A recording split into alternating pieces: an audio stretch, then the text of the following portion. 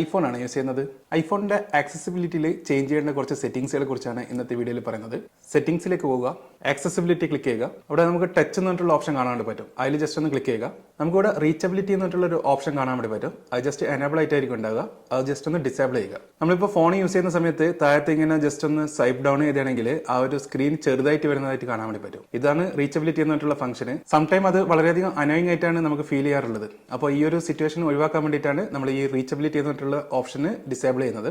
അടുത്തത് haptic touch എന്ന് പറഞ്ഞിട്ടുള്ള ഓപ്ഷൻ ഉണ്ട്. അതിൽ ജസ്റ്റ് ഒന്ന് ക്ലിക്ക് ചെയ്യുക. നോർമലി സെറ്റിംഗ്സ് ഡിഫോൾട്ട് ആയിട്ടായിരിക്കും ഉണ്ടാവുക. അത് ഫാസ്റ്റ് ആക്കിയതാണെങ്കിൽ ഇനി മുതൽ നമ്മളിപ്പോൾ ഏതെങ്കിലും ഒരു പ്രിവ്യൂ കാര്യങ്ങളൊക്കെ കാണുന്ന സമയത്ത് പ്രസ് ചെയ്യുന്ന സമയത്ത് അതിന്റെ ആനിമേഷന് കുറച്ചും കൂടെ ഫാസ്റ്റ് ആയിട്ട് വരുന്നതായിരിക്കും. അടുത്തത് ആക്സസിബിലിറ്റിയിൽ ടച്ചിൽ തന്നെ താഴത്ത് നോക്കുകയാണെങ്കിൽ prevent lock to end call എന്ന് പറഞ്ഞിട്ടുള്ള ഓപ്ഷൻ ഉണ്ടാവും. അത് ജസ്റ്റ് ഒന്ന് എനേബിൾ ചെയ്താണെങ്കിൽ നമ്മളിപ്പം കോളിലൊക്കെ ആയിരിക്കുന്ന സമയത്തും പവർ ബട്ടൺ പ്രസ് ചെയ്താണെങ്കിൽ ആ ഒരു കോൾ ഡിസ്കണക്ട് ആവുന്നതായിരിക്കത്തില്ല.